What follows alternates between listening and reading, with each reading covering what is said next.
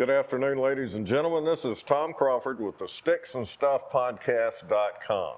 Today, no cigars, but this is a very special day. Today happens to be Groundhog Day, and we are here at one of our very favorite places. This is the House of Applejay Distillery, right here in Applejay, Georgia. And I have with me a very lovely young lady, Caroline Porsiel. Hi, thank you very much. Tell us a little bit about the House of Applejay, how it all happened, how it all came together. This place is gorgeous, by the way. It's fantastic. Thank you.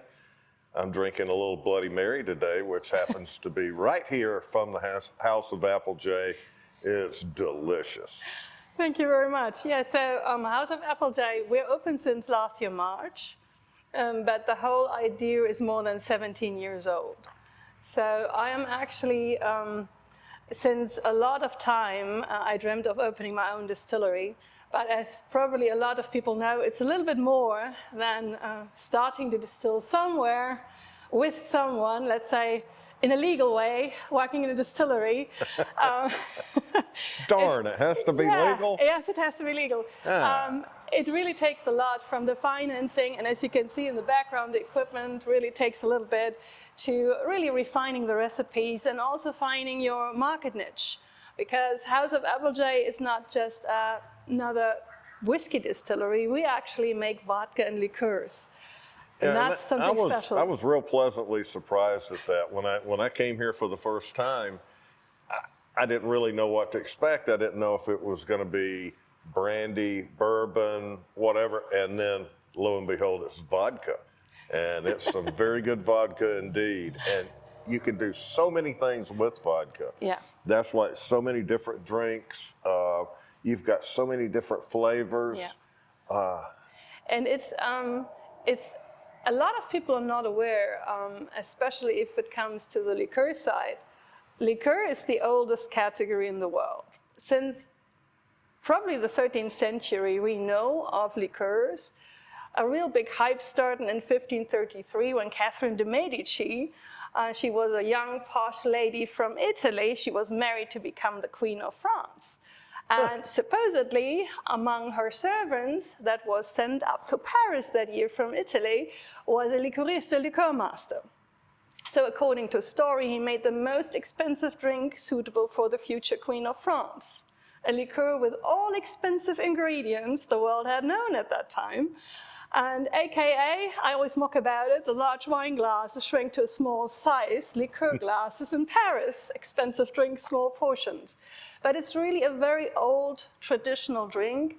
In the US, you mainly know it as a sweetening ingredient for a cocktail. And you probably did not even realize you have a juniper liqueur in your Bloody Mary, which really makes it very nice. Yeah, it is very nice. Pretty tasty, too. So, liqueurs are the taste givers. And I would always say it's a totally underestimated class because it wasn't fashionable to drink a liqueur at the side instead of eating the sweets. You can actually just drink them. As we do in Europe alongside a cup of coffee or tea, or it is also very beautiful to mix cocktails. So if you like a cocktail, you normally drink a liqueur with it. And the most important thing that I always emphasize is every liqueur by law needs to be all natural. If it wasn't there 500 years ago, we're not allowed to use it. So no artificial flavors, aromas, colors, glitters, preservatives. That's the key point. It wasn't there 500 years ago. We cannot use it in a true liqueur. So it is all natural, basically just distillates, fruit juices, essences we create through maceration, perlocation. So basically that's what we're doing. And it's a very old tradition, but it's a beautiful thing. And to mix with it and to incorporate in your food is actually beautiful. Wow, that's all very impressive. and you have a world of knowledge. You really do. You know anything anybody ever wanted to know about the history of liquor, I, you know. no, I don't know everything. I just happen to collect stories. I would say that's probably one of my passions. And that's why, I mean, you're sitting here in front of us still. We do history tours where we not only showcase how we're producing, but also where we really give people a little bit of a hint what was produced and why. So why, for instance, was juniper used? It was actually a medicine for stomach ache. And it was a doctor that had the crazy idea, well, instead of I think this has settled my stomach already. It's not a medicinal advice. It's not a medicinal advice. No. It was historically speaking the idea, the idea to actually make it easier for people to take the medicine with them, and that's why they macerated juniper berries. As a matter of fact, at a certain point, we really liked to drink it, so that changed everything, of course. Now, in the vodka making process, Yeah. Basically give me a vodka 101. How do you make the stuff? Oh, well, vodka is, historically speaking, let's start there. It's coming and deriving from the word voda, and I hope I pronounced that correct. It's actually a Russian word for water. So it's supposed to be odorless and flavorless like a water. So that said, the key point is we want a vodka in the classic definition. Of course, there's some modern colleagues that interpret it more loosely nowadays. But in the classic interpretation, it's supposed to be a very clean distillate without any taste, flavor, or odor. And that's why if you actually distill a vodka, you have several bases. Again, historically speaking, there's actually a vodka war between the Russians and the Polish, who distilled vodka first. Let's not get into that, because the UNESCO was really smart not to get into it, because they also said, no, we don't interfere in that war. They need to settle that among themselves. So both nations claim to be the first vodka distillers, but historically speaking, the Russians distilled wheat predominantly, and the Polish distilled potatoes. Now, the Polish, without a question, have invented flavored vodka. So that is definitely something they invented first, to actually add flavors to a completely odorless and flavorless distillate. Now, you may ask, why would you do that?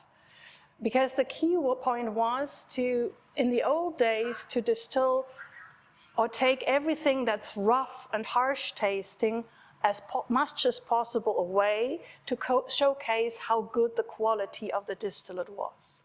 And that's the key point. You don't want to have any hangovers or headaches. So the idea was the cleaner a distillate becomes, the better it is. So that's why I actually distill from wheat. I really like the wheat base because I think it's a little bit softer tasting than the vodka. And then basically after distilling, you have to set it for about 3 months. Wow. Yeah, that's the best thing to do. Just give it a little bit. And then we actually, you see over there the vodka filtration. Basically, I filter 4 times through activated carbon, and then I have it sit again. So that's basically what we're doing. That's a long process. It is. And so you wonder why we as a small distillery sometimes run out of certain products. This happens. Now, we actually, right now we have a sweetgrass flavored vodka, which is also something very unique, because sweetgrass is a very sweet tasting and smelling grass. So some detect at the ending a little bit of cinnamon or honey. And we use this trick of Mother Nature to actually give the vodka a much more sweeter and more pleasant appearance without adding a ton of sugar to it. And that's actually the second ingredient you have in your... I know. I saw it in go your in there. Bloody Mary. It's good stuff, too. No, the wheatgrass vodka is fantastic. Yeah. It is super duper good. Yeah, it's just smooth and beautiful. It won also a silver medal on the New York World Spirits Competition. Actually, the Juniper won a gold medal last year. Yes. Now, where was that? Where did you enter? We ended at the New York World Spirits Competition, which is a really large and tough competition because I mocked about it. When I entered, my self-confidence was up here. And then it came closer to the day, it went down. And they have been so kind because like 2-3 days prior, they sent me an email letting me know, oh, by the way, you can opt out to disclose that you took part because they actually do not necessarily give you a wooden spoon medal. They really let you fail. So it's one of these few competitions that have really jurors that judge you kind of on an international base. And as I received this email, I was like, oh my God, is this a sign? But then actually all of our products won a medal. So I was like, oh, thank you. Oh, that's fantastic. Now, which one won the gold? Was it the juniper, this is our Mount Wildcat old style juniper liqueur. And that's a very unique crossover product. It's not a gin. It contains gin. It's a liqueur, but it's high proof, so it's 76 proof. And it's predominantly made out of juniper distillate. It has an amazing aroma. I use it for making a Wildcat tonic, which is our gin and tonic take on, or for any other usages like I would use a gin. It's just a liqueur, but a high proof one, which really gives a different twist. And it's an amazing product. And it's good for the stomach. Not a medicinal advice. Darn. I like it anyway. Well, let me ask you, I mean, today is Groundhog Day, and you've got a little bit different take on it. Yes. Instead of the traditional Groundhog Day here at the House of Applejay Distillery, today you have Hibernation Hank. Yes. Hibernation Hank happens to be a bear. Yes. Is that correct? That's correct. And he's coming out today at 2 o'clock. It ought to be a hoot. Yes. It's going to be a lot of fun. And I'm sure that Hibernation Hank is going to be one big rascal coming out of his hibernation.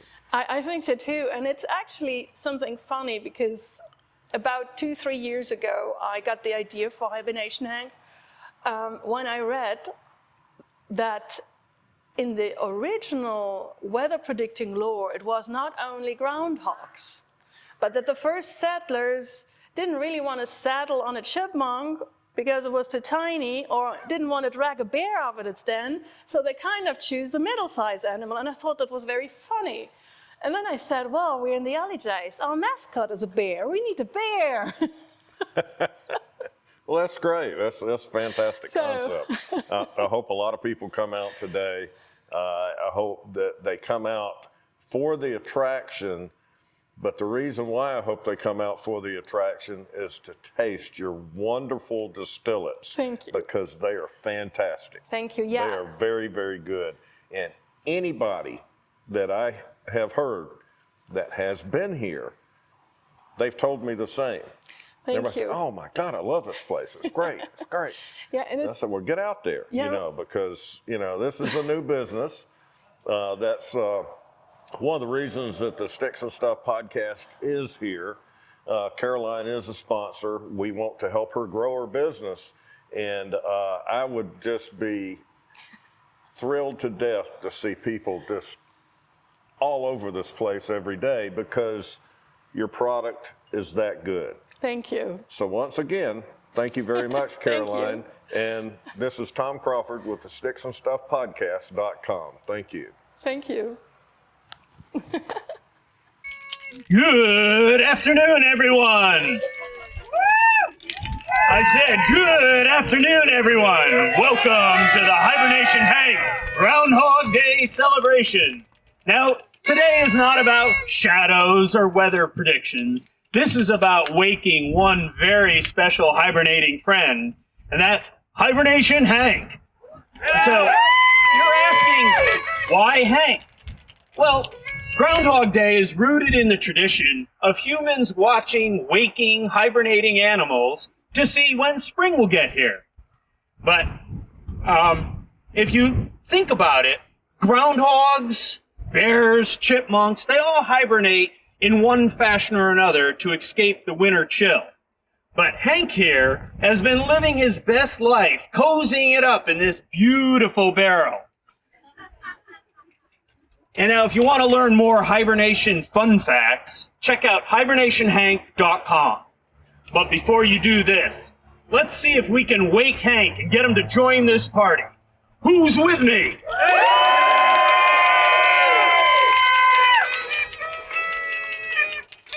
Okay, guys, so this is what we're gonna do. Waking a groundhog's easy. You just kind of tap on their little, hut. No, that's not what we're gonna do today because he's a big burly bear and this is Applejay, so we're gonna get really loud.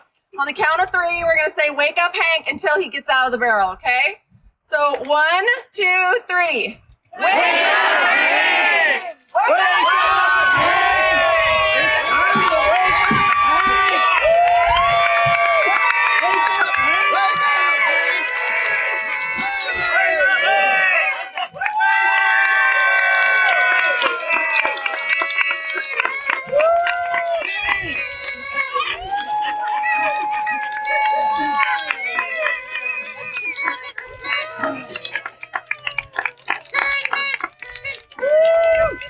Woohoo! How you feel, big guy?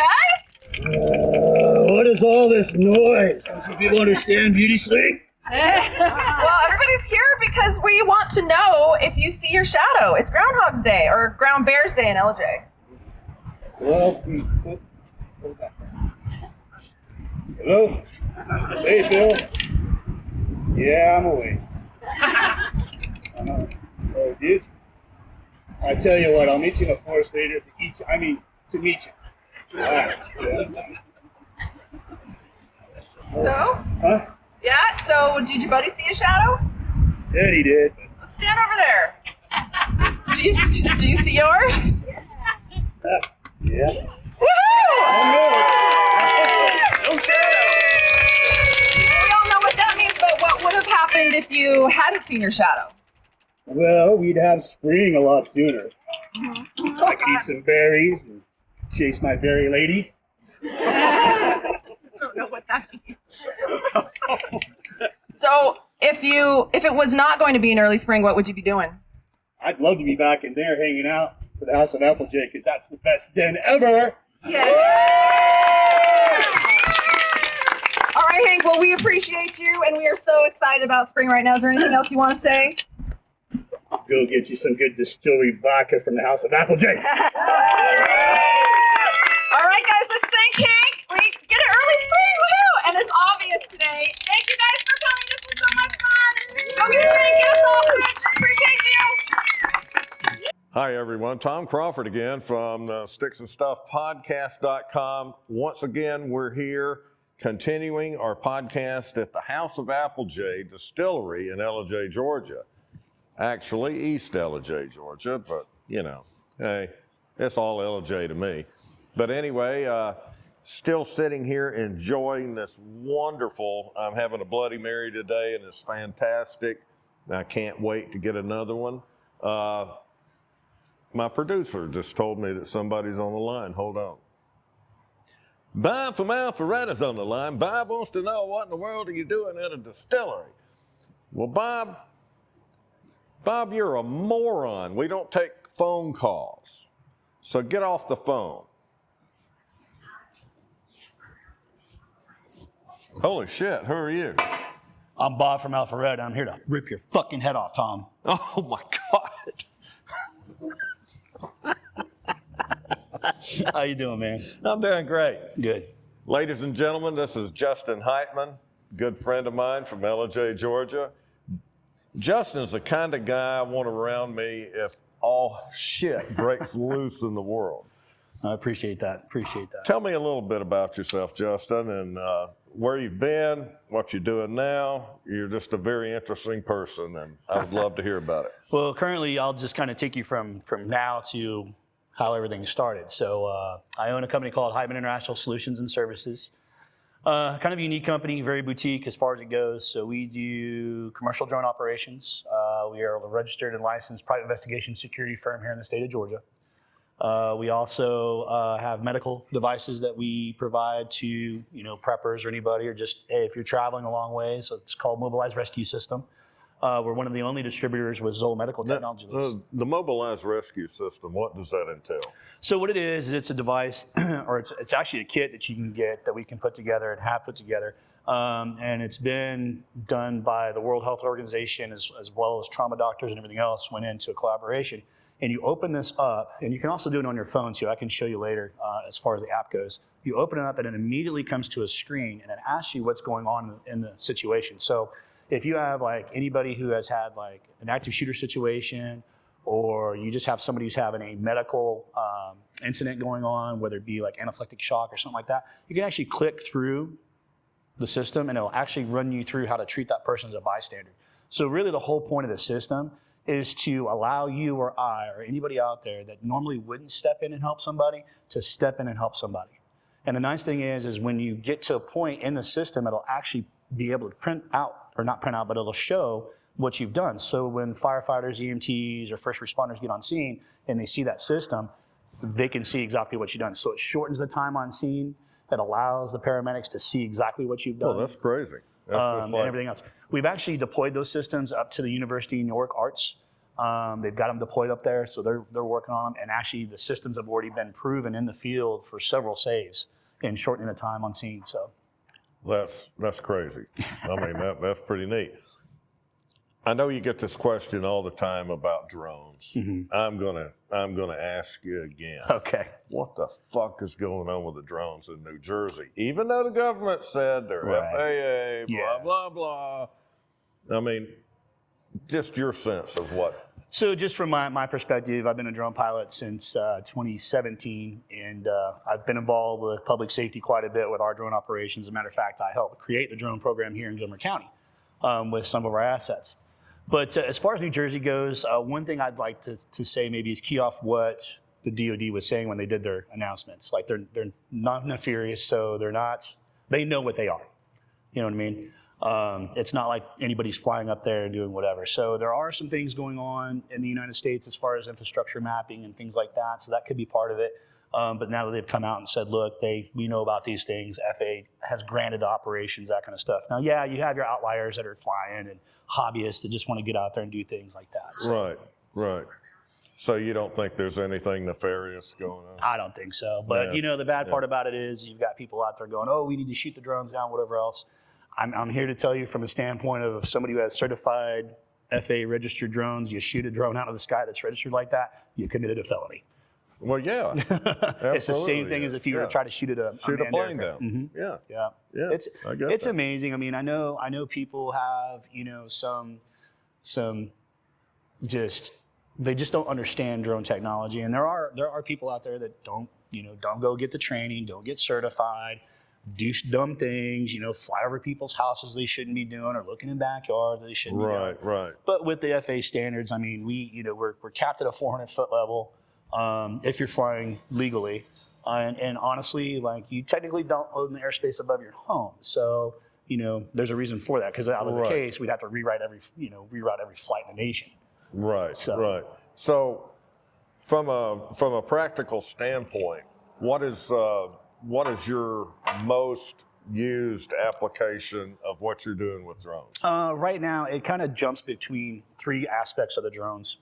I've got a big fixed wing drone that we do LiDAR surveying with, so like topographical mapping, vegetation analysis. We had a contract with an oil and gas company that we flew 5 different states. And what we were doing was working with on-ground biologists to check and see plants, that kind of stuff, if there was anything that was endangered in the areas that they were looking at maybe tapping into, any of that kind of stuff.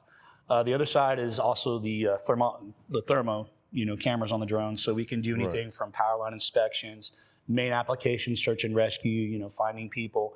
Here in Gilmer County specifically, over the last 3.5 years, we've had I won't say other things, but we've had 11 saves.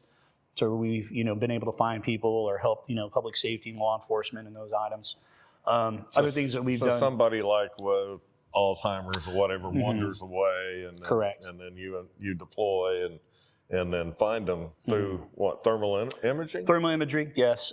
We have the ability with the camera to also 300 times digitally zoom in, so we can zoom into areas, so we can correlate between what we're seeing thermally and what we're seeing like actual, video. That's crazy. Another thing we've done too with them is we do 3D modeling, so we can go in and do 3D modeling of, like, let's say the courthouse. We can fly around the courthouse, do a 3D model, build that model for the county, and we can also do like critical infrastructure modeling, and the same thing with homes and real estate and things like that. That's crazy. Yeah, That's just, it's really interesting technology. I mean, we had it in our business plan not to launch it till, let's see, COVID happened, about 2020, right around there, 2021-ish. Yeah. So we weren't going to launch the drone program until about 2022, 2023, just because of the way the technology was going. But when COVID hit, that really hurt our security industry side for our company, for international travel and, high net worth value folks and things like that. So we accelerated our drone side. And then now it's just been more and more and building more and more and more. So really we've kind of, even though we still provide the security kind of more word of mouth kind of thing, we just mainly take the drones and our investigation side. So that's crazy. That's good. But Yeah. I mean, that's pretty neat that, there's a niche for that. Yeah. And gosh, that's way over my head. And it's crazy. I mean, drones are like computers and cell phones. So the minute you buy the technology, there's something a lot better, a lot smarter, a lot faster, a lot more capable coming within the next few months and whatever else. So yeah, tell me. I'm sure about your it. producer It's just- can get more into line on that. So And at the pace that AI is going, Oh, yes. I mean, it will make your head spin. I mean, it will. really It will.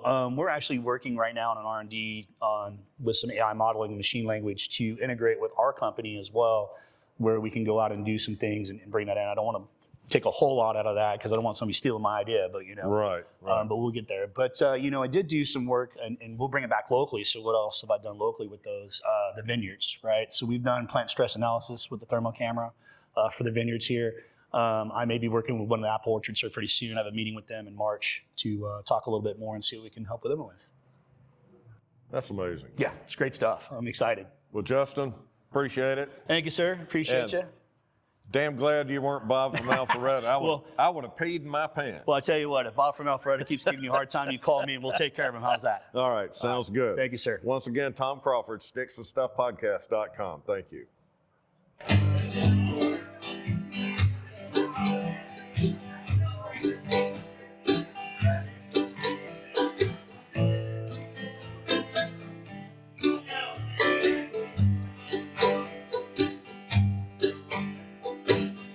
It's another tequila sunrise, staring slowly across the sky.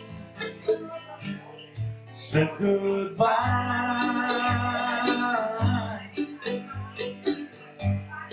He was just a hired hand,